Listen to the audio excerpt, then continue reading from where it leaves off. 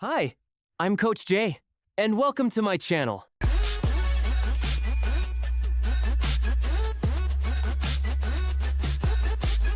Filipinos never run out of persistence. Pero ang tanong, sa pangarap mo, dapat ba gigil o pigil? This generation is obsessed with chasing dreams, pero minsan hindi malinaw kung alin ang urgent at alin ang important. Kaya ngayon, let's talk about the brutal truth behind chasing aspirations.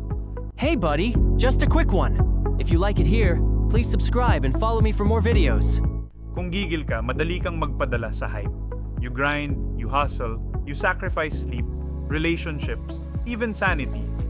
Pero kung hindi mo alam kung urgent ba or important, baka nauubos ka sa bagay na hindi naman magdadala ng tunay na progress.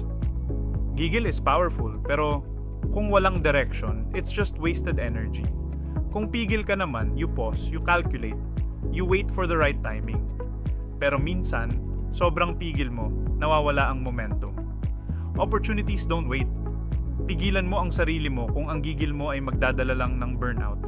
Pero huwag kang pigil kung ang chance ay once in a lifetime. This generation, ang daming gigil. Everyone wants instant success, viral fame, quick money. Pero konti lang ang marunong mag-measure ng urgent versus important. Urgent is yung kailangan gawin ngayon, pero important is yung magdadala ng long-term impact. Kung hindi mo alam ang difference, you'll end up busy but not productive. Practical kung gigil ka. Focus your energy on one clear goal. Huwag kang sabog. Kung pigil ka, use the pause to strategize, to sharpen your skills, to prepare for the big break. Hindi lahat ng oras dapat gigil, hindi lahat ng oras dapat pigil. Ang tunay na persistence is knowing when to push and when to pause. Dreams don't wait forever. Kung puro gigil ka, baka masunog ka. Kung puro pigil ka, baka maunahan ka.